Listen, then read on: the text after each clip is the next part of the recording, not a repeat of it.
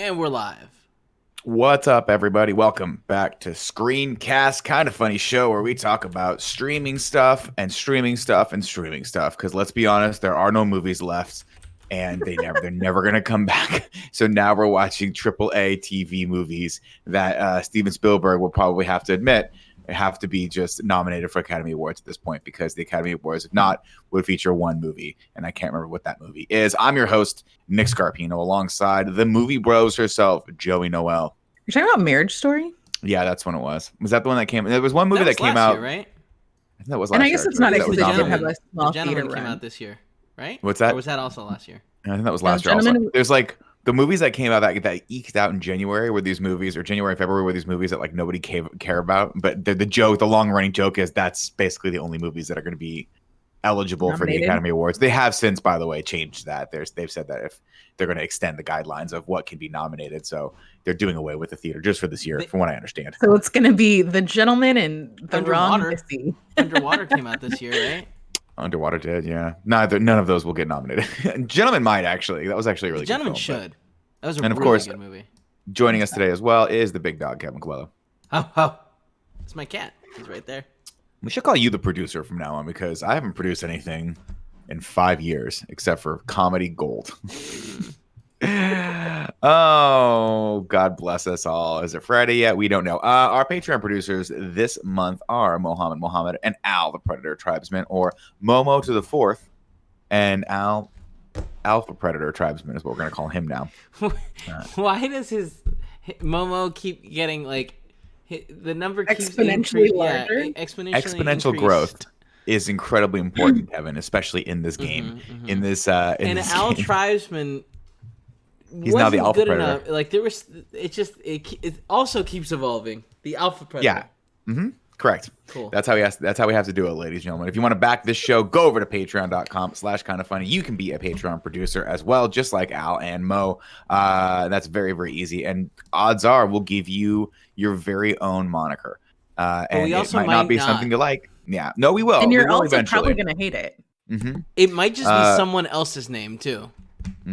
For a while, we had Connor Nolan, and Greg kept calling him Connor Dowd. And then someone said, how about Kono the Barbarian? And now it's Kono the Destroyer, soon to be Red Sonja. He has not backed us this month, though. Shocker. Shocker. I like that we just changed it now completely. What's funny is I don't think Arnold's character, I think I'm misremembering that. I don't think Arnold's character was Conan in Red Sonja. I think he was a different character. Really? But he looked like Conan, so I just think he's Conan. I think they're related. Really? I don't look into remember. Look into it. I remember saying that and then being like mystified that I was wrong, that they just had him as some other character, but could be wrong. If you're watching with us in the chat today, hey, what's up, chat? Remember, if you have Amazon Prime, you got one free Twitch Prime subscription every month, and we'd like that to go to us so that Joey can continue his amazing hair color. Calidor. Yeah.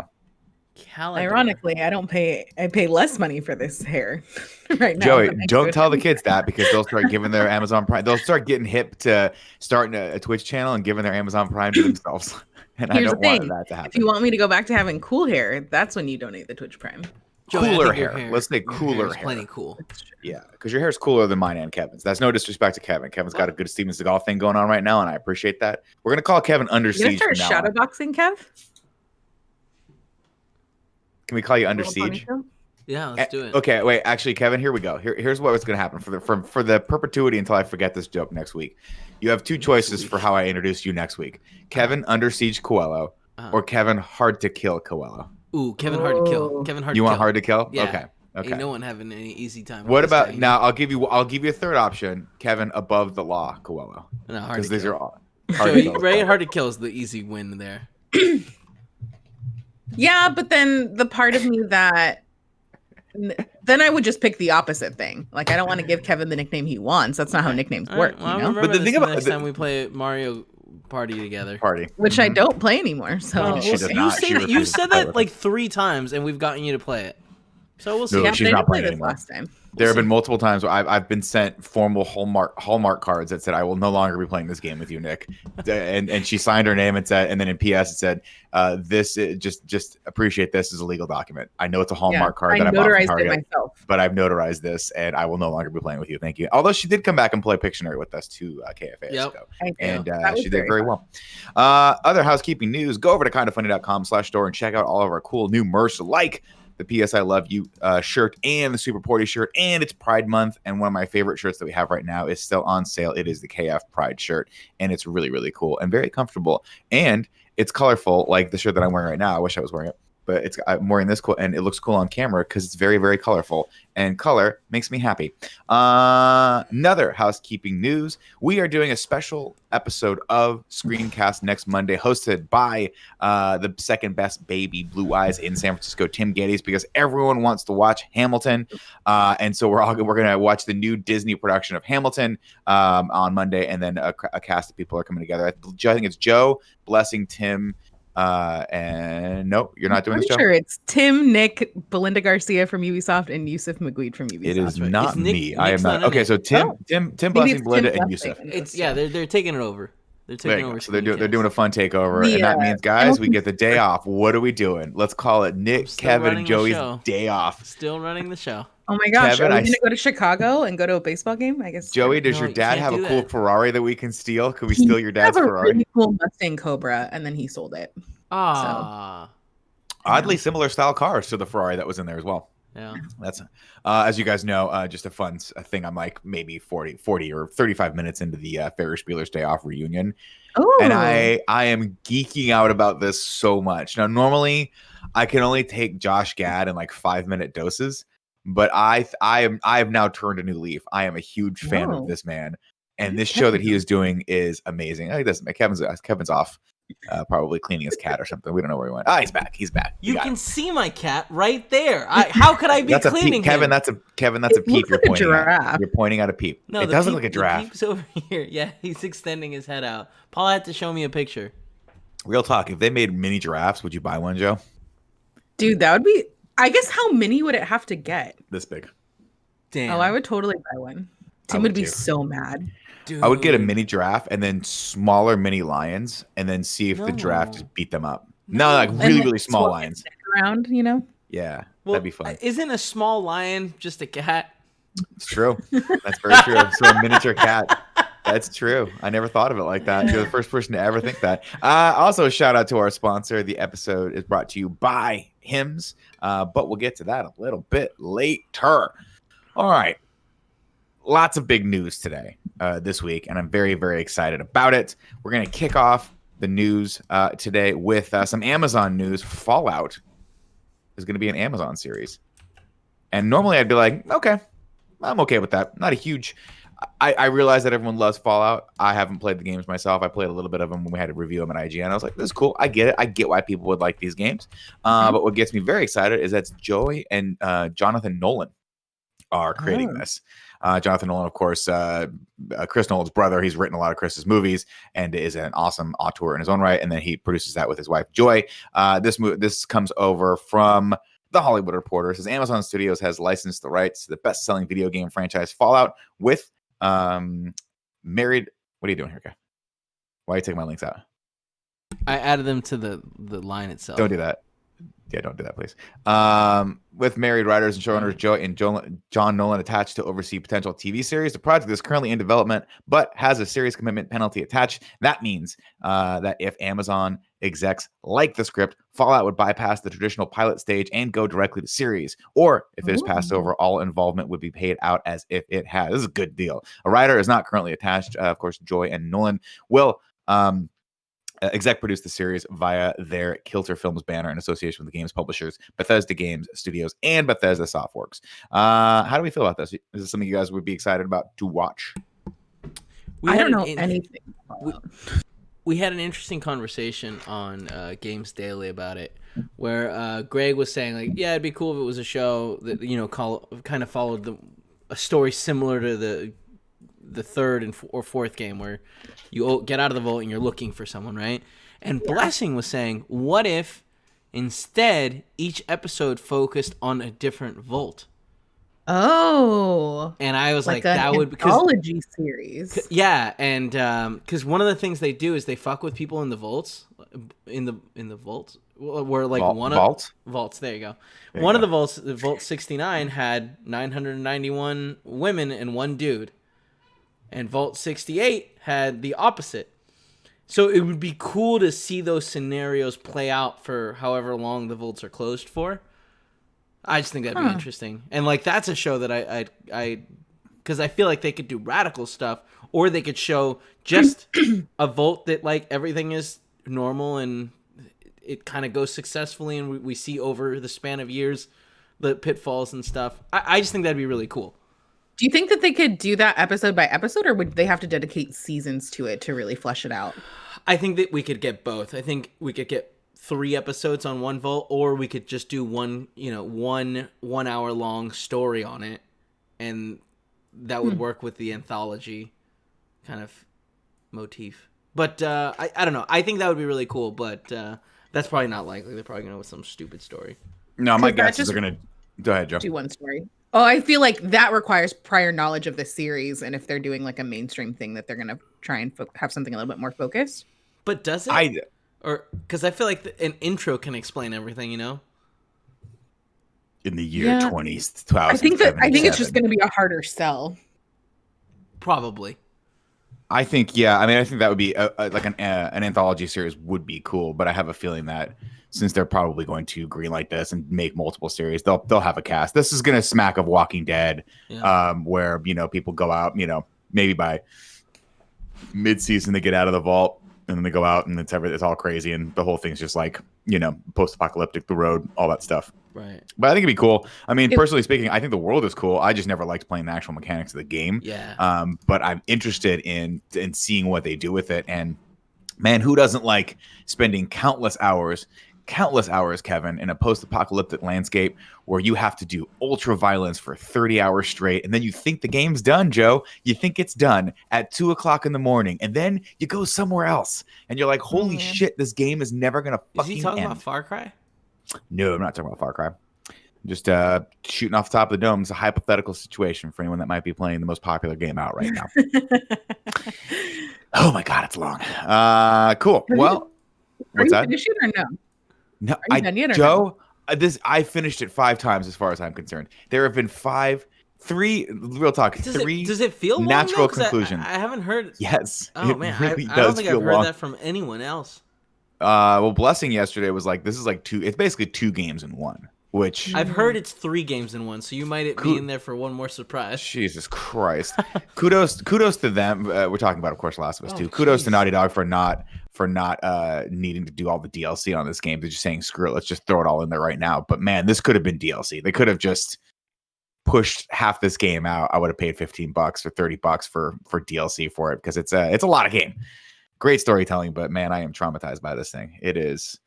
At one point, I think I cut someone with half of his head off. It was insane. Anyway, let's move on. Let me bring up the chat here. What are people saying? Let's see. Oh, in the chat, Shave Raven says, so it's like Return of the King. That's a good burn, man. Good burn. Sick burn, dude. Less walking, though, right? Yeah, definitely. Now, well, Kevin, if you remember, we're not walking anymore. Now we're into the climbing section of Lord of the Rings, where the boys are just climbing up hills, and it's great. Yeah. So yeah, Amazon Fallout series, that's cool. I'll watch it. I'll give any Amazon series the first go for the first pilot, but we'll see. If it doesn't catch me right off the bat, screw it. And I guarantee right now it's no Bosch. And if you guys aren't watching Bosch, you should watch Bosch. Did you give that show The Omen a shot? I did not. Yeah, it's not worth it. Don't watch it. Although recently I did start watching Perry Mason on HBO. And I'm really liking it. Are you guys familiar with this at all? No. He's like it's an old school reboot, right? Yes. So Perry Mason, back in the day, he was a lawyer, right? And he was like always in the courtroom, and he was like, "I've got you. You don't have the right of way," or whatever they say in courtrooms, right? Right. Not the right accurate? Is that accurate, Kevin? Yeah, that's what they say. So, yeah, but in this, I believe it is 1950 1940s, late 40s, early 50s. Or I'm sorry, 1930s, because he fought in World War One. So like 20s, 30s is the time period for this, and he's a detective. So basically, he's being hired out by a lawyer who's played by John Lithgow to try and figure out who has killed and kidnapped and accidentally killed a child. And it's very much like straight up detective noir set in one of the most, like, obviously, if you're a detective fan, one of the best like periods for a detective story, which is 1920s. I think it's really, really cool. And like the lead actor that's in it, I forget his name, but he's great. Very understated. Highly recommend it. All right, moving on, ladies and gentlemen, to even bigger news. Screw you, games people, because Clone High is coming back, and all is right in the world again. All of you people getting out there with your Fallouts and your Last of Us's and your Grand Theft Autos, I don't need you anymore, because now I've got something to look forward to, finally. MTV is making new episodes of Clone High with original creators Phil Lord and Chris Miller. While Clone High isn't getting a movie, it's getting new episodes with original creators, let's see, Phil Lord, Chris Miller, and Bill Lawrence working to reimagine it, quote unquote. Per a press release, Erica Rivinoja, that's a hard one to say, previously of The Last Man on Earth, will serve as showrunner and pen the pilot episode alongside Lord and Miller. It's unclear how many episodes MTV is ordering or when it might air, but the updated version of the series will continue to count Abraham Lincoln, Cleopatra, Joan of Arc, and John F. Kennedy among its student body of cloned, horny, historical figures. I hope this whole thing is one big fuck you to MTV for canceling Clone High originally. What say both of you? Okay, can you give me the pitch on this? Because I saw Miller in Slack this morning freaking out. I have no idea what you guys are talking about. So back in the day, MTV made a bunch of animated shows, one of which was Clone High. Another one was Daria, and Daria's awesome as well.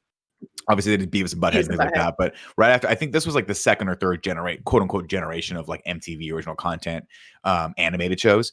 So like you go back and watch Beavis and Butthead, it's obviously very rough. And then people, I think they looked at it and said, oh, people like adult or young adult, like more, young adult oriented animation. So let's make some shows. One of the shows that got greenlit, which was basically, from what I understand, the start of Chris Miller and Phil Lord's career. Of course, Chris Miller, Phil Lord, Lego Movie, and Spider-Man Into the Spider-Verse fame.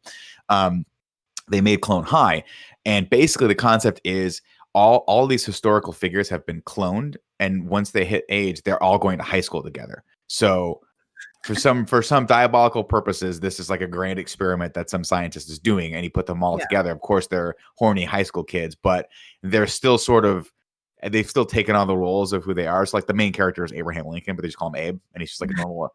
He's just like a dorky high school guy. And then, of course, John F. Kennedy is like the rich guy who always wants people to come over and swim in his pool. Cleopatra is like the hot, super popular girl. And then Joan of Arc's kind of like the nerdy sidekick that secretly likes Abe, but he likes Cleopatra. It's all around. But originally, it was very clever, very funny, and obviously taking a lot of these historical figures and kind of turning them on their side and a little bit satirizing them a little bit. But people, and Gandhi's in it as well, by the way. And people did not like that they were doing these, like they were taking these like making fun of these historical figures. So they like boycotted the shit out of this, and I believe MTV capitulated and took it off the air. Chat, tell me if I'm right about that. But I believe that's how that whole thing went down. And I remember watching this and just laughing my ass off because I was like, oh, this is so clever and so fun, and just obviously a joke and a satire and just parroting all these things. But then it just overnight just disappeared. I was like, what the hell? What happened to Clone High? And I think Canada got the rest of the season. I think they finished it out, but America never did. So man, I think I got all that wrong. Chat, let me know if I'm right or wrong on that. And if I was wrong on that, ladies and gentlemen, put that, if you're watching this on YouTube, Who's put it in the the robot comments. supposed to be? Errol M says it was because of Gandhi specifically. It was Gandhi. Gandhi was the one that really, he was the one that everyone was pissed off about. And Kyle Fedenu said, yeah, we got the whole season. That's right. So the robot. Are you realizing how ridiculous this sounds? So the robot is the butler to the principal of the high school, which I believe was the guy that's like pulling the strings behind this. But the robot, I believe, was supposed to be a knockoff of Mr. Belvedere because he kept referring to everyone as Wesley. This was just a hit dumb. It was You and Greg specifically. dude, Joe, it was when I was watching this when I was a kid, I was like, I don't know that I'll ever fully grasp the genius of this show. But one thing is for sure, it is fucking bonkers. It was so fun. And so it was legitimately one of those shows where I was like, I don't know how they're getting away with this. And then they didn't get away with it anymore. And that was it. But the fact that they're bringing it back is great. And I just, that whole era of MTV content is so nostalgic for me. Obviously, like Daria, I've gone back and watched old episodes of that. It's still so good and so somber. I And feel like it holds up. melancholy. It definitely does. Definitely, if you guys get a chance, if you can find, I don't know if Clone High is anywhere, but if you can find it, check it out. I think it's really funny. And I'm interested to see how they quote unquote reimagine it. I hope their reimagining is just picking right back up where they left off, same art style, just make it HD and let's make fun of some beloved figures. Let's take figures like Gandhi, who is commonly upheld as one of the the person fighting for peace the most, and let's just make fun of him. Why not? Why not do that? All right. Next news story, we have Margot Robbie and Christina Hodson reteaming for a new Pirates of the Caribbean movie for Disney. Now, this is not the reboot that they're doing. This is a whole new series that they're doing, which I assume is an attempt to make a cinematic universe out of Pirates of the Caribbean. And I'm all for this. I have no problem with this. All I say is this, though. Bring back Orlando Bloom. He doesn't have to be in the movie. Just like let me hang out with him. While somebody let him out. You know what I mean?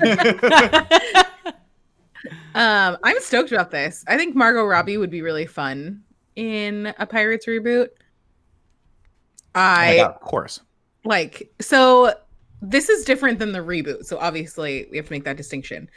The scuttlebutt that's happening is that there's like that pirate, the new pirate called Red, that's like now a face character that walks around the park. And she's like the redheaded one that was in the like bride for sale like section of the ride, which apparently they've retooled in the last little bit that I don't really quite remember. Which is cool if it's just like she's just this badass.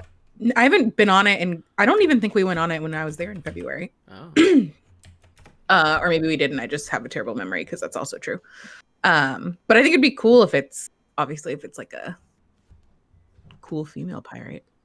I don't see any reason why that. I think the action-y stuff like Margot Robbie's dope in that. I just watched Birds of Prey and I was like, oh, I dig this. I know. I had to sat down and watch it with Dee, and she really enjoyed it as well. It's a fun movie, and she definitely has the star power and the presence to front a film like this. I'm interested to see where it goes. The only reason why I'm hesitant is because the last Pirates of the Caribbean movie, the last two of them really kind of meld together with me, or actually the last three, and they're all. I just was so bored most of the time. There was one. What was the one where he was stuck on the beach for like 45 minutes and talked to a crab? 4 on Stranger Tides. Yeah, right. That's 4. That was bad. That was just bad. 5 was a return to form. Well, I accidentally just bought Clone High, so I guess I own them now. Well, there you go. Did you buy them on Amazon? Yeah, I didn't mean to. I was gonna click. Sorry, I was gonna say. I thought 5. I think it's 5. Wasn't that bad. No, it was. World's End is the beach. My bad. Yeah. World's End. Yeah. I just thought that the ending of it was like, oh, well, that's a weird turn for this character that like for 3 movies, he's just been an asshole. Like, we're gonna turn him into a nice guy. Okay. All I know is I really, really liked the first one. Yeah. And I just didn't think that any of the subsequent sequels ever reached how fun that movie was. So if they can give me another fun Pirates of the Caribbean movie with Margot Robbie in the lead, I will watch that movie. But please, God, don't make 5 more of them where at one point they're like, we're out of ideas. Why don't we have Margot just talk to a seashell on a white beach for 45 minutes in purgatory? I feel like everything after 1 was not good. Like 2 and 3 I did not enjoy. 2 actually, like... Is 2 going with Davy Jones? Yeah. And it ends on the cliffhanger, right? I hate that one. And then 3 also has Davy Jones in it, but he's like not as cool. I just like the first one. I just like Jeffrey Rush as the pirate that's like half dead. I just thought that whole thing was so creative, and then they just kind of took it and kind of, I don't know, it was fine. But I mean, I think the first movie is really, really good. It's hard to live up to that. And to Kevin's point, the last one that came out, I watched reluctantly. I was like, I don't know why I'm watching this. And I was like, oh, okay, it wasn't a waste of time. It was fun. They have a fun scene where he like swings around in a maelstrom, so that's kind of cool. But rebooting it, and they're also doing this like spin-off with Margot Robbie. I would assume that like all of the bullshit stuff we don't like about Pirates is going to end up in the reboot, and this one has a possibility to be better.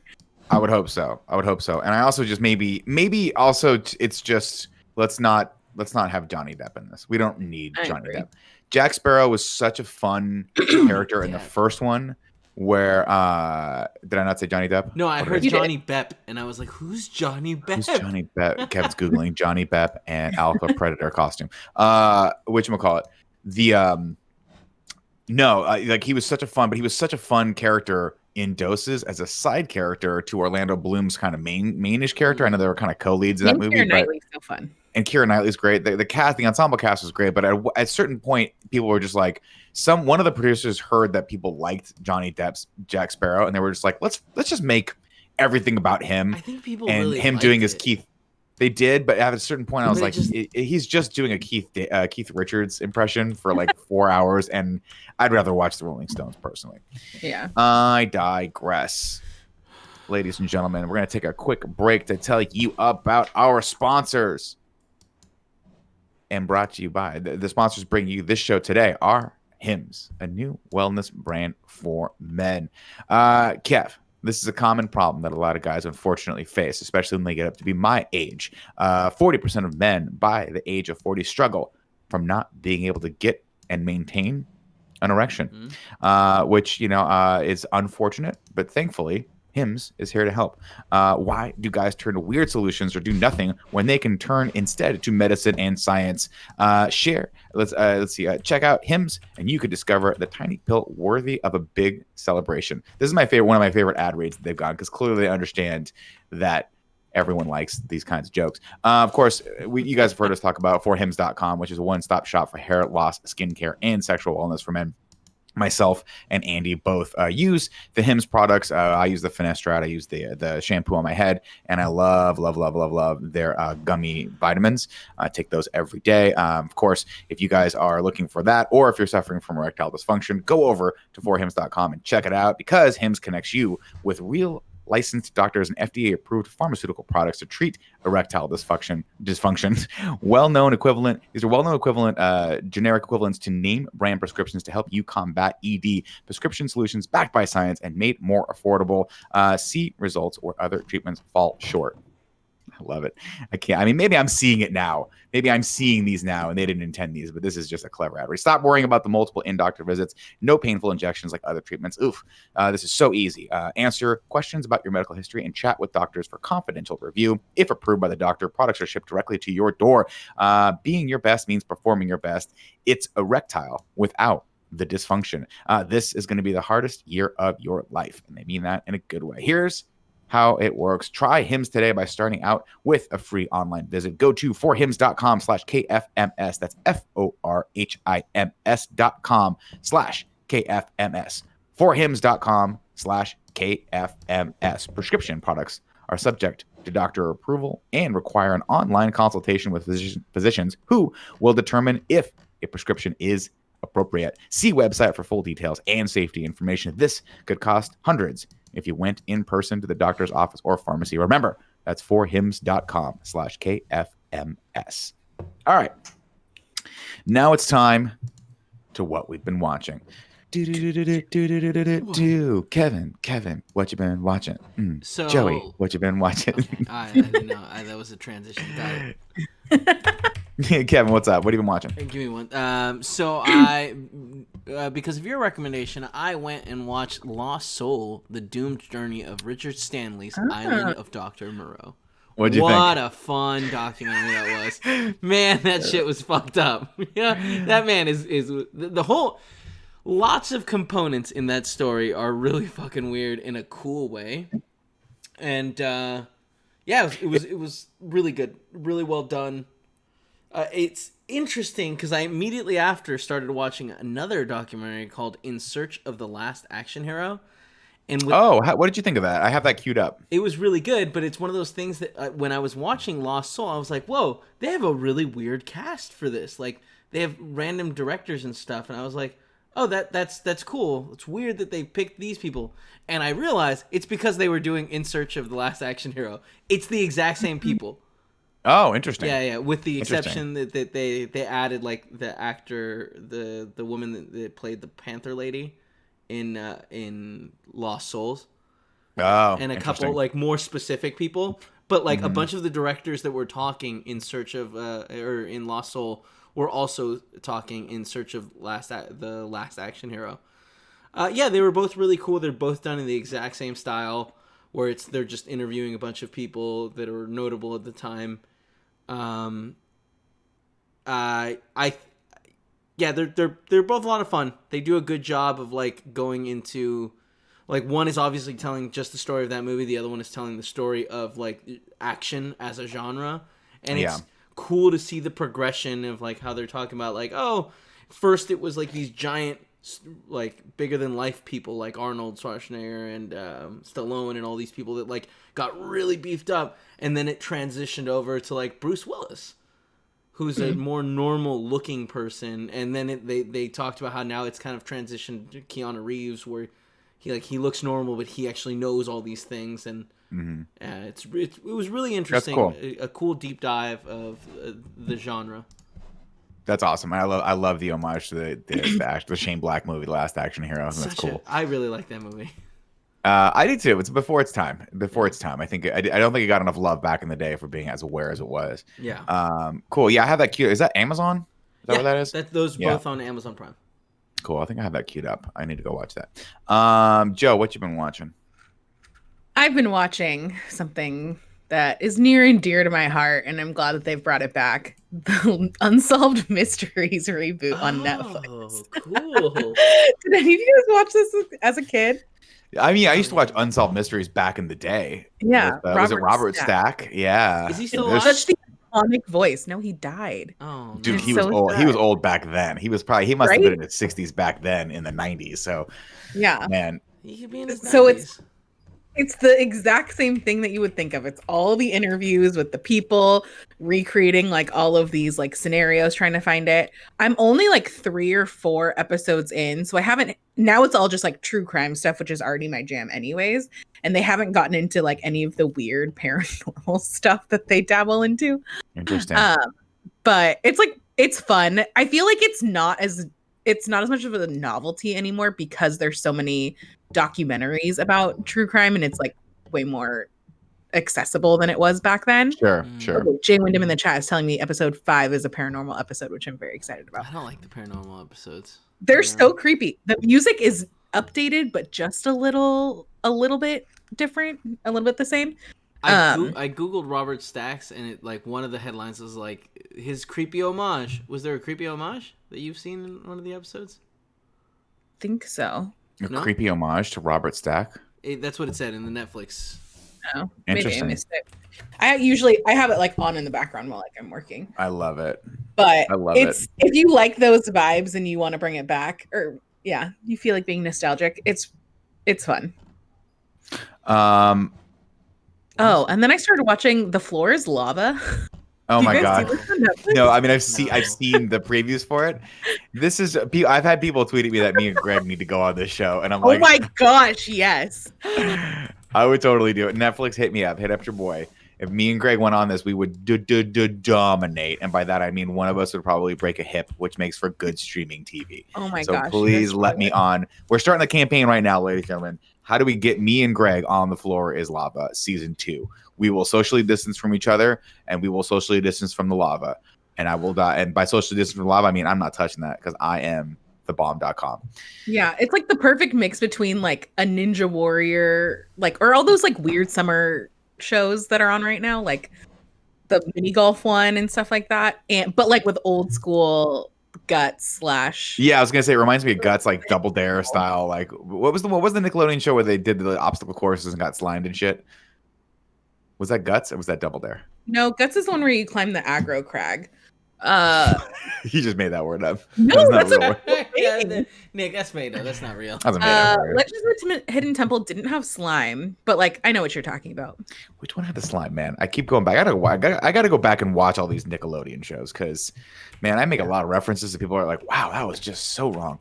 One of a movie that just came to HBO. I almost spent $20 to rent it until I randomly popped over to HBO Go and saw it being featured there. Very excited to watch this movie, Dr. Sleep. I watched it last weekend. And it is out on HBO. I really liked it. Right? It is, but it reminded me of a classic Stephen King movie that was kind of it was very nostalgic. It was not, how do I put this? I think it felt like a 2 to 3 part miniseries. Like like something you would see on HBO, like the original when they made a 2-parter, which is not a bad thing. So as a movie, I think it's not rated R. What's up? Like it felt like it was rated R, which I always felt like the 2-parter TV thing definitely feels a little bit more childish. Yeah. I like this. I think I thought it was really cool. I thought they did a really good job of sort of combining Stephen King's Shining with Stanley Kubrick's Shining, from what I remember reading the details on the differences between both of those. I think the cast was great. I think Rebecca Ferguson's awesome as the bad guy. So good. And I think it's cool. Some of the things they do visually in this to kind of tie it into the original series, I thought was very, very well done. And, as a movie, if you're going in watching it and being like, wow, I want to be wowed as a movie and have this kind of follow the same format as it should for 2 hours, it doesn't feel like that. It feels like you're watching a television show that's a miniseries. And I think, again, that's not a critique. I think it's really cool that they did that, and I think it was really fun to watch. And it was kind of cool just to step back into you forget that Stephen King has this massive universe that he's built, and stepping back into that for a bit. I just literally finished Salem's Lot finally over the weekends, and so I was like, oh, I'll watch Dr. Sleep right now, and I was like, oh, this is a lot of Stephen King for me, man. This put me in mood, and I like it. I like it. Highly recommend it. If you haven't seen The Shining first, though, I would recommend watching that. I believe it's on Vudu. I don't know if it's streaming anywhere, but I think you can rent it. I can check.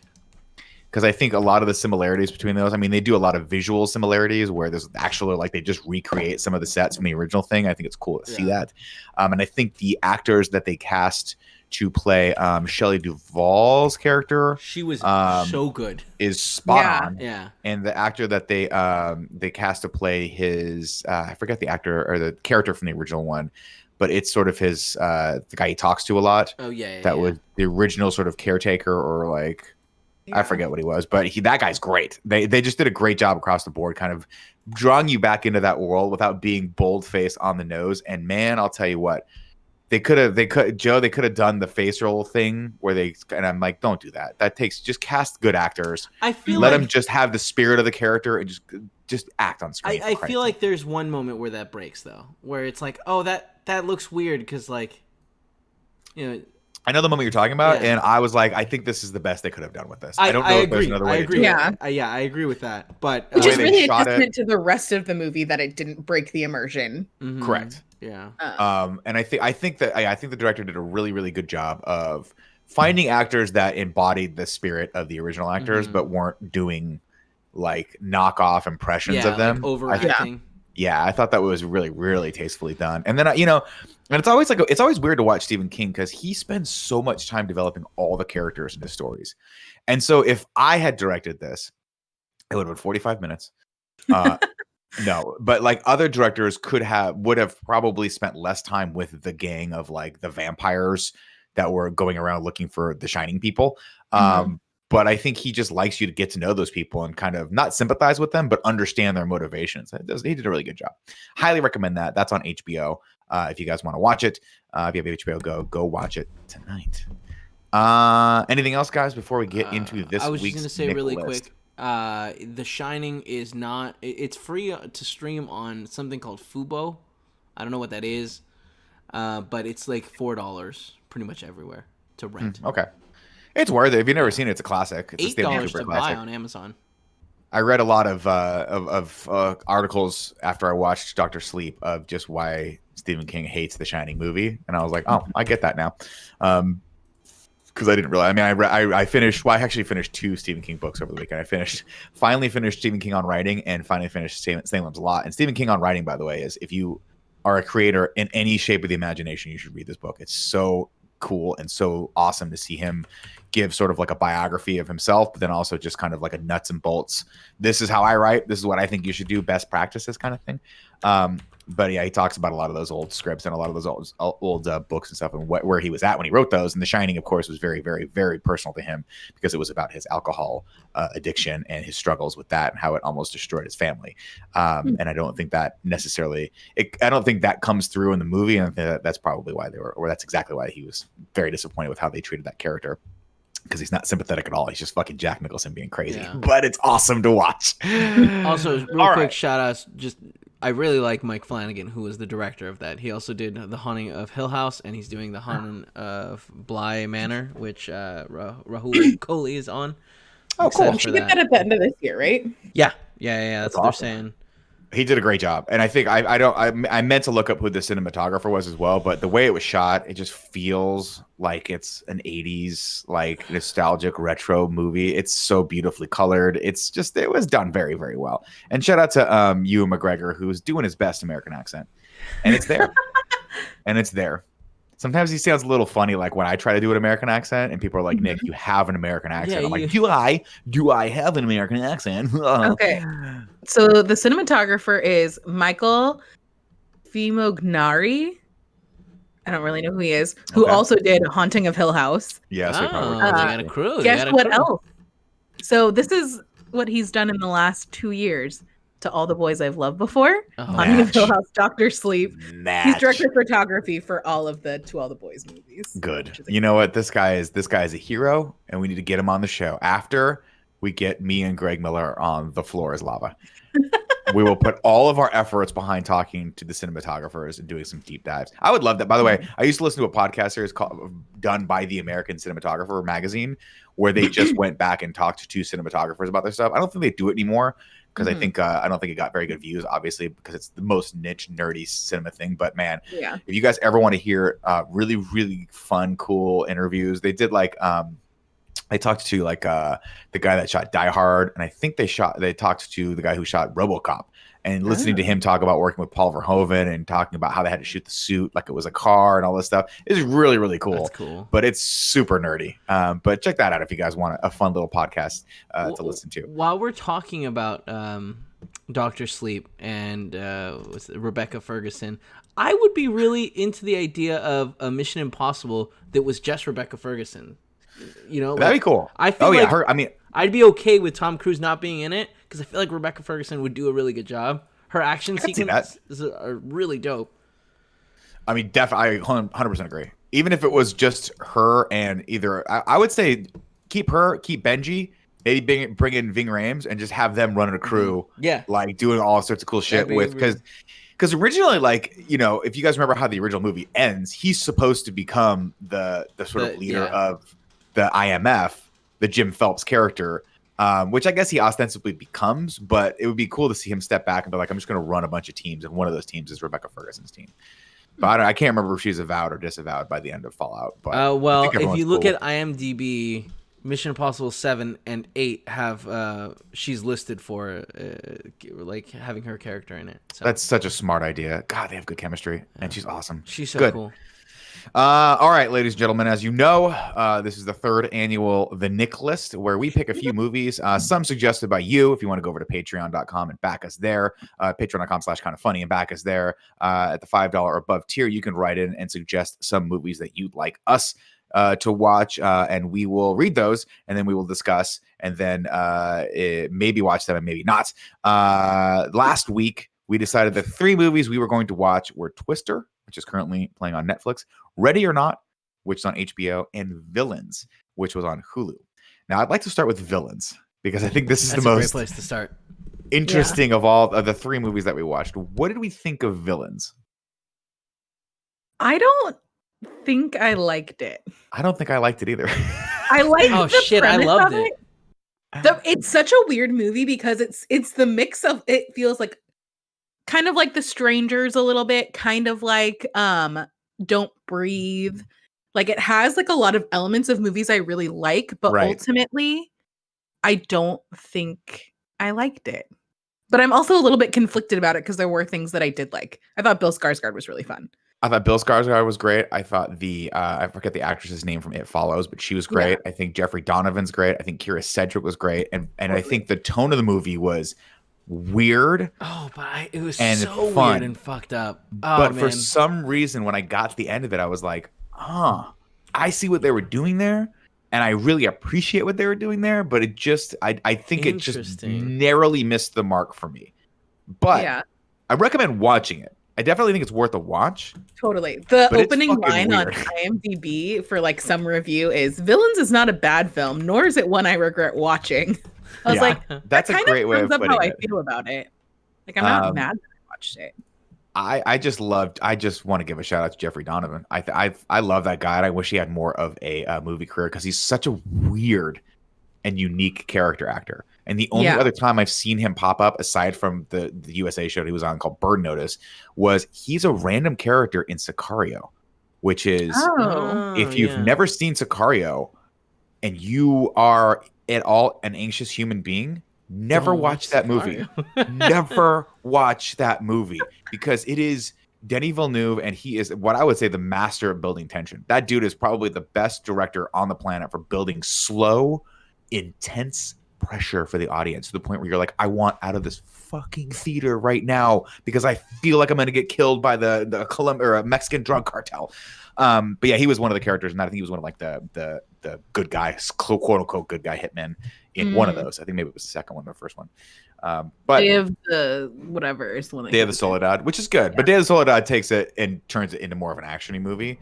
The original Sicario was like fucking just intense. It was an intense drama thriller. I think this one is the only one I've seen. I don't think I saw the first one. Dude, the first one was with Emily Blunt, and she plays basically an ATF officer or a DEA officer. And then she's just kind of drawn into this world, and she's like the only good person, and everyone else is like, we're all gray area. Like, we'll do whatever it takes to get the job done. And then she's like, what is the job? And they're like, whatever the politics of the job need to be. And she's like, I don't know about this, but like, man, the way it ends, woo! Joe, watch it, but have a couple glasses of wine beforehand because you got to be loose for this one. Okay. If you go in tense with this one, you're gonna snap your arm. It's gonna be too much. Kevin, why did you like this? You like Villains? I'm sorry, you both spoke. What are your thoughts on Villains? I just thought it was the story was interesting enough. I felt like the characters, there was something about them that I was just like, I don't usually like people like this, but like I was like, good for them. I hope that they make it on their little journey. Yeah. And I felt like the story's motivation like was like solid enough where I was like, all right, I'm into it. And like as it like continued to develop and get weirder and weirder, it was like, I don't understand fully what's happening, but it's fucked up, and I want to figure out how it like gets solved. And when we get to the resolution of it, I was like, all right, yeah, I'm like, cool, I'm behind this. I think the movie itself, like on the surface, is very cookie cutter. But what I thought was fun was that the Bill Skarsgård and what is her name? Can we put up the name? Micah Monroe. Micah Monroe. Thank you. I feel like they were like, we're gonna find these characters, and they found such a unique and bizarre and fun third dimension for these characters. Yeah, it could have been like, and this is no disrespect to like Don't Breathe, right? Or Lights Out. Don't Breathe was one of the Fede Alvarez one with Jane Levy.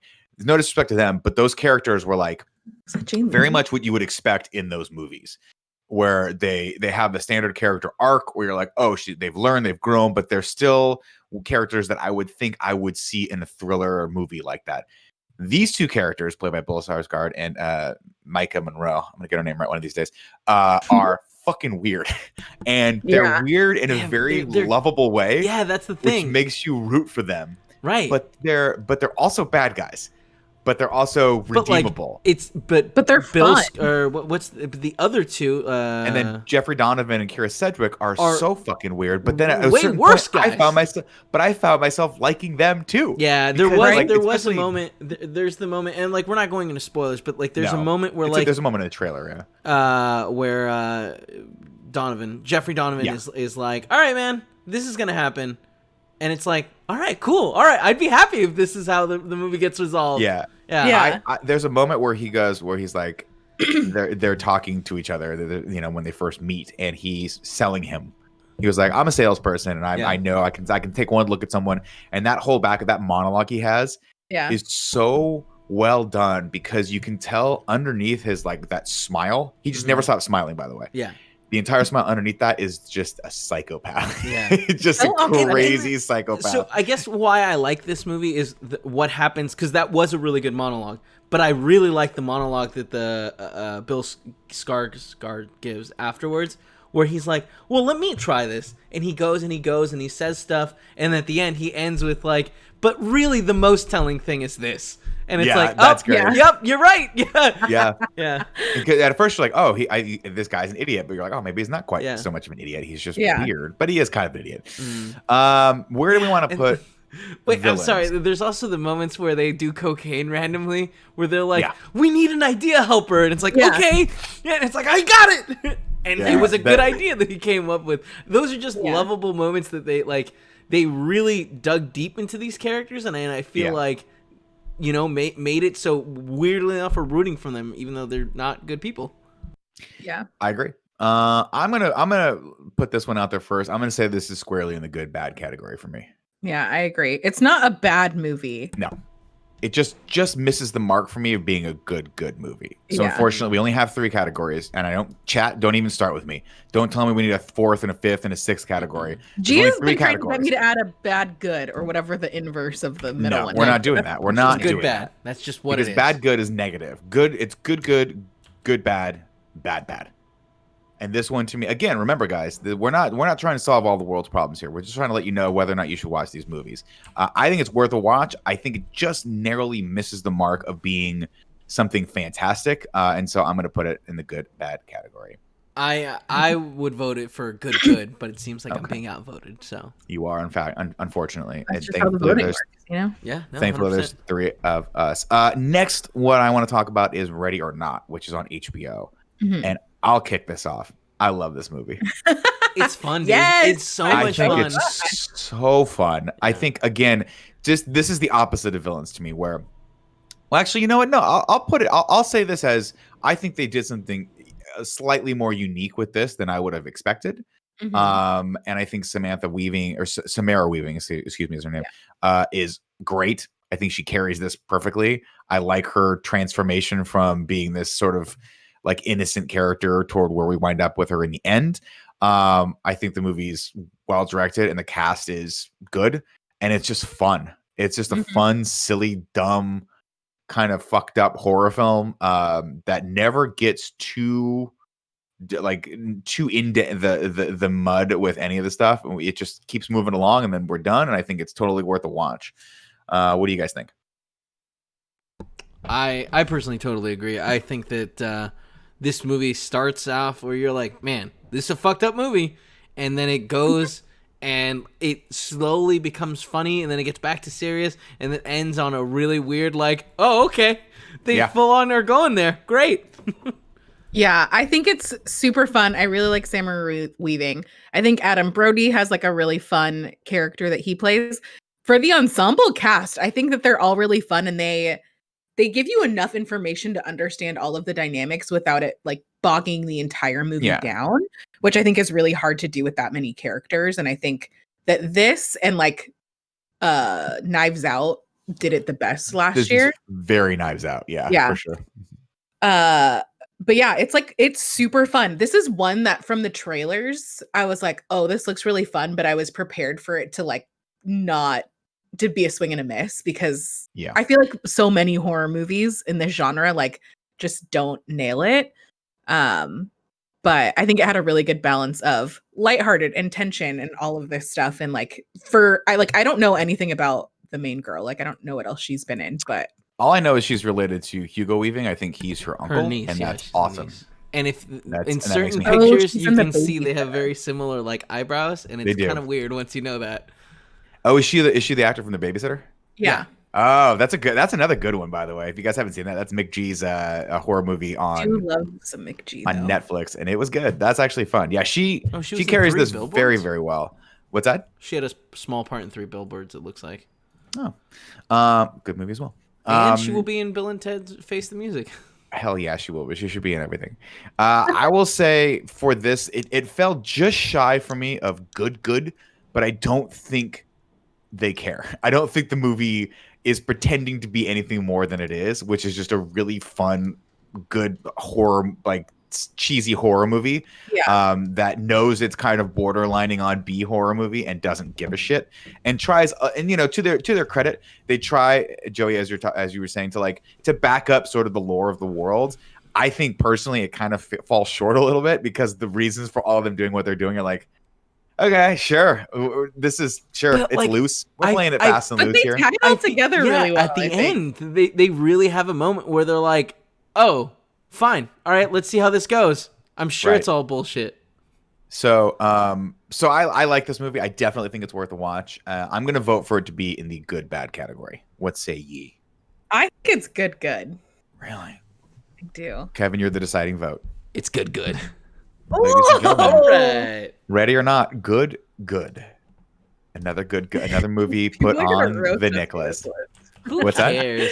People are gonna be so. I just think it's so funny that people are gonna be mad about this list because I do understand how crazy it is that we put the Vast of Night and Bad and the Good Missy and Good Bad just on like listen. an optics level. Again, But I stand behind it. Yeah. stop trying to make this what you want it to be, ladies and gentlemen. If you want people who will actually who know what they're talking about, will actually dive into film and give you an intricate review, go over to a reputable publication like IGN or The Hollywood Reporter or Variety. This is the Nick list, okay? We're shooting from the hip. I might watch Batman Vast Forever. of Night. I might watch Vast of Night a year from now and be like, that movie was great. No, you can't We're change putting it. it on. We're putting it on good. We do whatever we want. Once it's in the list, it can't move around. Again, It's a to me, permanent it's about your solution. initial gut reaction and whether or not you want to recommend or watch this movie again. And Yeah. for me, I'll stand by. Sure, I'll still put Ready or Not in the good bad category, but I can understand why it's good. I got outvoted. That's how this works. It's a Yep. parliamentary system. Villains got robbed.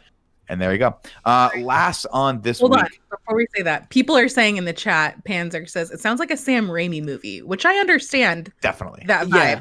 I also think if you like Happy Death Day, you're gonna like this. Yes. If you like Happy Death Day or Drag Me to Hell, you're gonna love this Yeah. movie. I didn't watch. I think Drag Me to it's Hell. it's Is got that it's good? got a very Drag Me to Drag Me to Hell. Hell style to it for sure. Definitely worth watching, especially if you have HBO. Pop it on, it's great.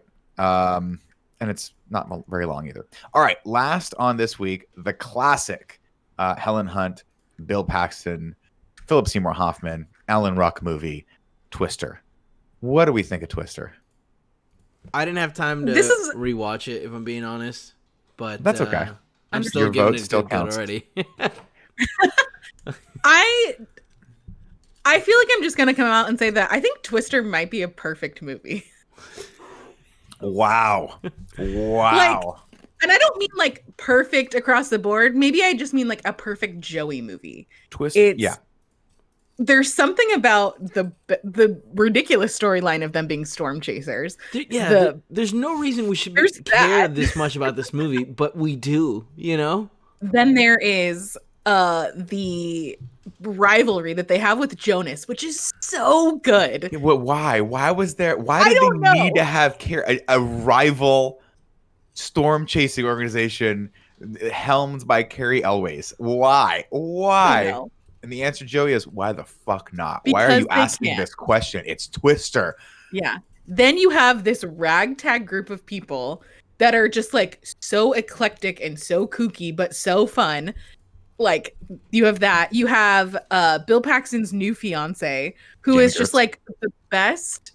like comedic relief of this whole thing. And the dynamic of her, Bill Paxton, and Helen Hunt is so funny. And by the way, watching this movie back, when I first watched this, I was like, oh, I really want Bill Paxton and Helen Hunt to be together. That makes my sense. Now watching this as an adult, I was like, fuck you, Bill Paxton, and fuck you, Helen Hunt. Why are you doing Jamie Kurtz like this? That's bullshit. That's bullshit. Like she got the raw end of the stick, and I'm glad she walked away from that. She almost get killed by that flying truck in the middle. My God. Yeah. She like freaks out. And I mean, yeah. There's so much like suspension of disbelief in the movie of like, oh, they're hiding under this bridge and the truck gets picked up, but they're fine. Yeah, they're and fine. Stuff like that, where it's like, I don't know if I believe any of this, but it's fun. And then you have the cool Aunt Meg. You do, who makes pancakes and big breakfasts, and I like that. Yeah. God, I love big breakfast. I always like that scene. I always wanted to stay in that scene because it's like the happy moment before everything goes to shit, where it's like, let's go to Aunt Meg, and then she makes everyone breakfast. And I was like, there's nothing better than when you go out to like visit your relative or like in the sleepy suburbs of this Americana town, and you just get a giant breakfast. What's better than that? Are you kidding me? Stay there all day, I say. Breakfast for dinner. Joe, I'm gonna abstain from voting on this. Where do you want to put? Because Kevin didn't watch it, so Kevin's vote does not count. I've already seen My it. Though. vote. Didn't we talk about last week that this was an optional watch? We didn't have to rewatch it. They're all optional watches at this point. Joey, where do you want to put Twister? This is a good movie. I'll second that. I'll second Twister. Wait, being you just good, said you were good. abstaining to vote. You can't. Well, I'm telling Joey I support her decision. Thank you. Good. Panzer in the chat says it's a great good movie. Damn, no, Which Panzer. I don't. That's not how it works. No. God, I it's don't so upsetting. disagree with him though. The Can we thing put it about- at the top of the good list? It'll be wherever it I was falls just wondering. alphabetically. Is it alphabetical? No, it doesn't have to be at all. It can Is it just- in fact, it's better if it's not alphabetical. I want people to go to this list whenever we decide to put it online. Oh yeah, have and be we like, done what an the actual fuck thing? is Like, Joey hits me up every week about it. She's like, are we going to do this? I'm like, I every don't know how to do that. We'll keep an ongoing tally here, and we'll figure it out. Eventually. We've got I it here. got to do some URL refers anyway for KFAF this week, so I'll throw it up there. But I literally am just going to put, it's going to be kindoffunny.com/the Nick list, and it's just going to be whatever Kevin's doing right here. It's just going to be however Kevin has decided to parse these out. No context. That's what it's going to be, because that is how greatness starts, everyone. mm-hmm. And I'll all kidding aside, though, Twister is just one of those perfect Sunday afternoon. You got a little anxiety about the week. You want to just get a pizza and watch something fun. And Twister shouldn't be as good as it is, but again, I believe it's elevated by the cast and the fun of this movie. It's such a great time. Definitely go watch it if you've never seen it before. All right, everyone. We got to pick some movies for next week. And again, we've been picking a lot. So if you guys want to back off the 3 movies, we could always just do 2 or 1. I didn't or bring whatever. any movies this week because I also don't have movies. Okay, well, I guess what? Everyone over on patreon.com/kindoffunny has our back, and they've suggested quite a few for us. The first is Idle Nomad says, check out All Nighter on Amazon Prime. It stars J.K. Simmons and Emile Hirsch as an ex-boyfriend and father go on a hilarious road search for the father's missing daughter who hasn't returned his phone calls. I don't even know what this movie is. I've never heard of it before, but that sounds awesome. That does sound good. I like J.K. Simmons and I love Emile Hirsch, so Yeah. I'm like kind of sold on it just on that. Cast. I would be down for that. It's on Amazon Prime, so it's free for me. I'm down to watch it and just pop it on and see. Yeah, Oh, I'm man. super down for that. Next up, we've got Lee Polero. Lee El Pollo Loco Polero is what we call him. I would recommend Heavyweights for the Nick list. It's a childhood 90s classic, but that's not the only reason to put it on. It holds up well for a family movie. It has old school Kenan Thompson and Ben Stiller. Also, it's produced by Judd Apatow and co-stars, yes, as in acting, Paul Feig. It's crazy seeing some now huge actors and directors in these early movies. I don't think I ever saw Heavyweights. I don't know that I think I've it's ever on seen it Disney either. Plus right I now, think right? so too. I'll double Okay. check. That's a possibility. I would watch that. For the Nicholas, I recommend Hunt for the Wilder People. It's a comedy by Taika Waititi, and in his last film before Thor Ragnarok. I've seen Hunt for the Wilder People. I sat down and watched it, I think, a few weeks back. I really liked it. So I would put that on the list as well. I've never seen it. I've always wanted to watch it. Okay. Oh, it has Sam Neill in it, which means I automatically want to watch it. Sam Neill in his native tongue, Oh, doing his New Zealand accent. It's great. love it. So what is it hi, called? everyone. Search for the Wilder People. Wilder People, Bewilder People, I think is how you pronounce it. Just type in Wilder People, one word, and see what happens. I'm just there. Hey everyone, longtime listener, first time caller. Just wanted to say I think color out of space is a metaphor for cancer and how it affects a person / a family. This made me like it a lot more. Thanks for all you do at Ritz Khalifa. Yeah, at Ritz Khalifa. That is interesting. I did not think about that, but that paints it in a lot bigger light. Still doesn't make it any less disturbing visually. No. Because that movie is and also doesn't make it not star Nick Cage. So unfortunately, the ruling on the field stands. That movie is still bad. Did we say bad? Good bad. That's the movie's still good bad. Wow, people are gonna. If I cared, if this were at all a real thing, putting the Vast of Night at bad and then wanted to have any credibility. Did we put the Vast of Night? Oh, we did bad. We sure did. We sure did. That was you two. I enjoyed it. You know what, Kevin? You're just an artist. That's why Joy and I are hacks, but who cares? It doesn't matter. Final person that wrote in today said, "Hello, crew. Just wondering if anyone watched the new Eurovision Song Contest movie with Will Ferrell, and if so, what are your thoughts? While still not as good as classic Ferrell movies, I really enjoyed this one more than his last few, partially due to the ridiculousness of it and genuinely catchy songs throughout the movie. I put it in the same category of Pop Star, Never Stop, Never Stopping, and Walk Hard, and just find." These kind of movies easy and fun to watch, but maybe it was just a nice lighthearted break from The Last of Us Part 2, says Matt Bowers. This movie is one of those that I'm like, I think it's going to be so dumb. I just don't even want to watch it. Yeah, that's a good call. They've been pushing it really hard. That makes me think every time I log into either Netflix or even when I open TikTok on my phone, it's the first ad that pops. And so I've seen it's like Rachel McAdams walking to Will Ferrell and they have coffee. And then I don't know what happens after that because I skip it. But I'm just like, oh, I don't know. This is one that I will probably end up watching at some point just because it'll be on there. Joey, but I don't think it needs to be in. I don't know. I think if you Joey, like it, we should watch. We should add it to the watch list. But right now, I don't think that there's any point or any reason. But here's the thing: there's so many of these movies that get added to the Nick list because one of us watches them and then convinces the other to watch it. I like. And I feel like that's what's going to have to happen with this one. That's exactly what I'm saying. Should we just bite the bullet and watch it now? Is that what you're saying, Joe? No, should the opposite. Just all watch it now? Is that what you're saying, Kevin? We should just literally the opposite. We should just watch it. Oh Lord! All right, I'm down. All right, so I'm totally down for this. So now Joey we have just dared us, Kevin. So we have All Nighter and the Eurovision Song Contest. Do we want to put Hunt for the Wilder People in there as well? I've already seen it, so I won't watch it again. But I have my thoughts on it. Do you guys want to watch your that? vote won't count then. No, my vote will count. All right, good response. Yeah, I think we should. Yeah, I'm into it. Cool. So the 3 movies next week are going to be All Nighter, The Hunt for the Wilder People, and Eurovision Song Contest. Thank you guys all for writing in. Remember, if you want to back the show and write in your reviews of some of the movies we've already talked about, maybe even how crazy we are, or if you want to suggest future movies we should watch on the Nick list, go over to patreon.com/kindoffunny, back us at that $5 tier, and start spitting words onto the page for my lyrical liking.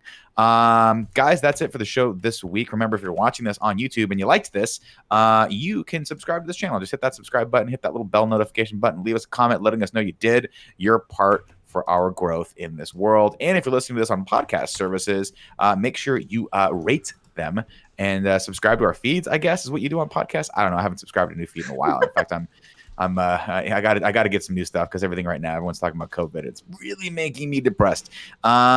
Joey, Kevin, thank you for joining the show. Remember, ladies and gentlemen, on Monday, we're going to do a special exclusive episode of this show reviewing Hamilton. We got some special guests coming for that. And also today and tomorrow, 3 o'clock to 5 o'clock Pacific time, we're streaming Predator. Ooh. We're going to go on the hunt, baby. Right here on twitch.tv/kindoffunnygames. Be there or be square. Until then, we'll see you online.